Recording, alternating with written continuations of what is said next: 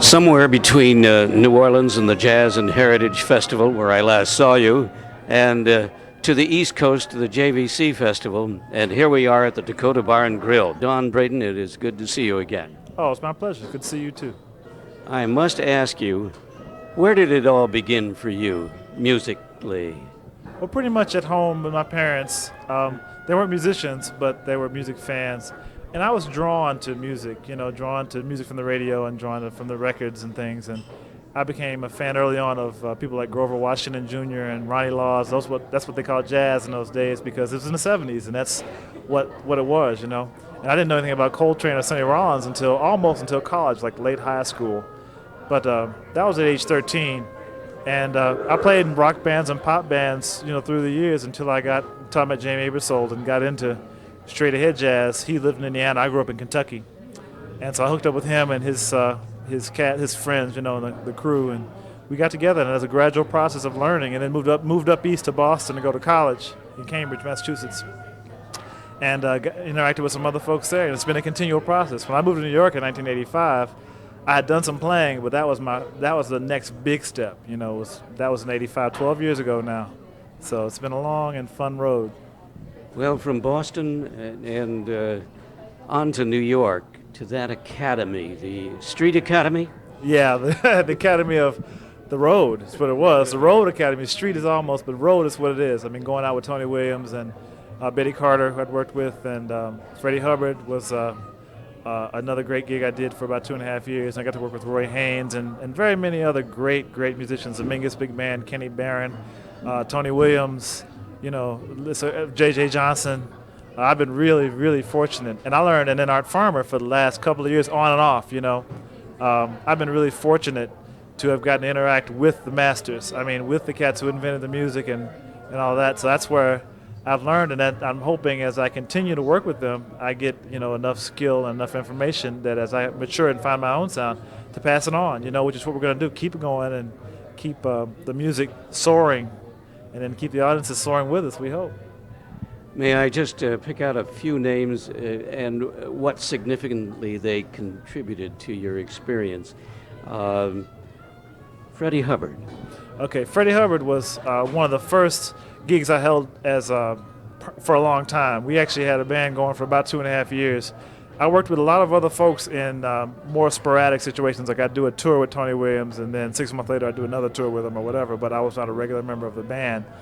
With Freddie and with Betty Carter, we did some recording and a few gigs, but not a long thing. With Hubbard, it was a long thing. So that was some of my first long-term road experience.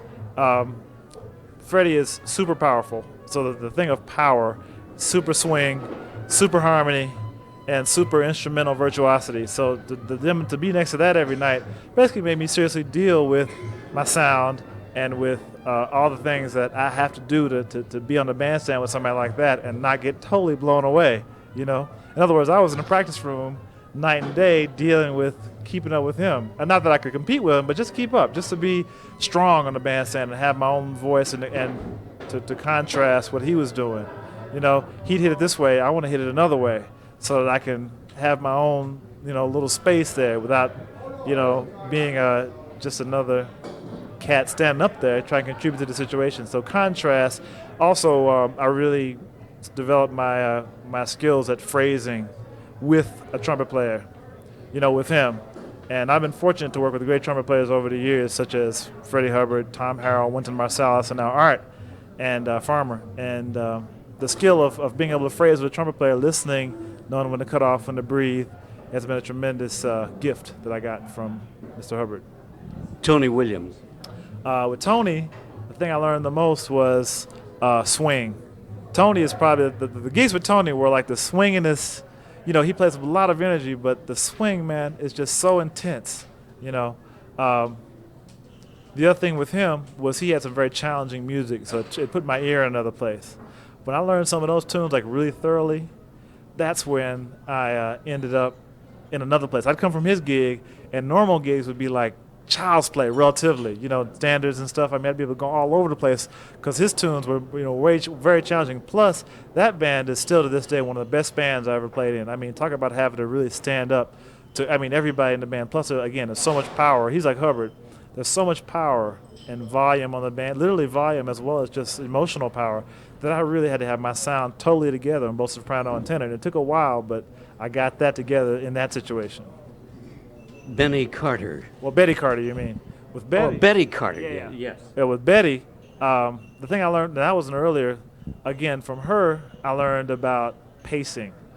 When to play and when not to play. That was the single most important thing I got from her, besides just the experience of work and recording and all that. Because with her, it was one of my first record dates, actually. So that was a great experience. But pacing, like when to play, when to lay back for 8 bars and let's let things happen, as an obligato, or when to, come in the bridge, not to be playing all the time and not to be trying to fill every hole.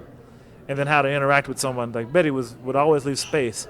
So she made me in tune to singers who leave space and who don't. I've worked with other singers, and some singers fill up all the holes, and so you let them fill the holes. Other singers leave space, and they expect someone to come on in there. So I got a simpatico that I can develop with singers based on, the seed was planted with working with Betty, and learning when not to play and how to pace myself so that the music has a coherency without being overloaded, Finally, the man you're working with tonight, the group leader, Art Farmer. Okay, from Art, I'd say the thing we were just talking about this, Art, not this evening, improvising, always improvising, always play something different. I mean, he represents that, and he's always a subtle, there's always like some cleverness in what he's dealing with. He's always coming and hitting it from a slightly different place, and it's always thought-provoking. Like I check him out, and just when I think, Art's going into normal mode, he plays something, goes up a half step, I'm like, and always improvising. Always, the lesson, it was started as a saxophone player from Wayne Shorter, like really checking out what Wayne's dealing with. Wayne is more than to me, more than all the other saxophone players, really always tried to improvise all the time, like really improvise to the point of not playing lines even, just playing like an idea and like and fleshing out the idea. Oliver Nelson was like that as well. And that's the whole thing that I'm getting from Art, as I continue to work with him, is improvising, trying to play different on every tune. So I got something and I got a little response from folks playing a certain way. Well, now I got the next tune. I can't play that the same way. I mean, I could, but I'm not going to. I'm going to play another way and see if that works. Last tune I played a lot of notes. This tune I played high. This tune I'm going to play in the middle and play one note for a whole chorus. You know what I mean? Whatever, So that's one of the lessons learned, among others. I mean, I guess it's, from all these cats, it's the joy of life and the joy of the music, These cats, represent, especially Art, man, 50 years, more than 50 years of professional performance. And that's something that you get that you can't really like put in a book about. You can't really talk about, here's a lesson I learned. This is something you feel, Here's a cat, the music keeps him young. And I get that from Roy Haynes and from a lot of cats, I've worked with, especially the older cats, they're 60s and 70s, and they still are like a lot of energy, and their eyes are bright, and their minds are sharp, and that's what I'm looking forward to in my as I mature in the music.